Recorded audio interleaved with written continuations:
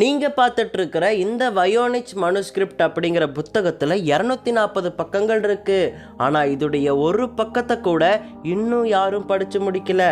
ஏன்னா இந்த புத்தகத்துல என்ன எழுதப்பட்டிருக்கு, என்ன மொழியில் எழுதப்பட்டிருக்கு, யார் எழுதுனா, எதற்காக எழுதுனா அப்படின்னு சொல்லிட்டு இன்ன வரைக்கும் ஆராய்ச்சியாளர்கள் ஆராய்ச்சி பண்ணிட்டு இருக்காங்க.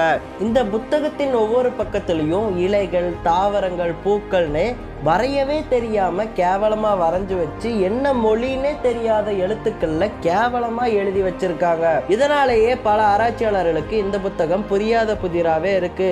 இந்த புத்தகமானது 15ஆம் நூற்றாண்டுக்கு முன்னாடி எழுதப்பட்டிருக்கலாம்னு சிலர் கூறுறாங்க.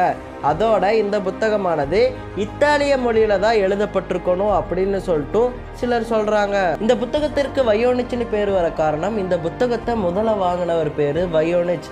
எது எப்படியோ இந்த புத்தகத்துல என்ன எழுதியிருக்கு அப்படிங்கிறது இது எழுதினவருக்கு மட்டும்தான் தெரியும்.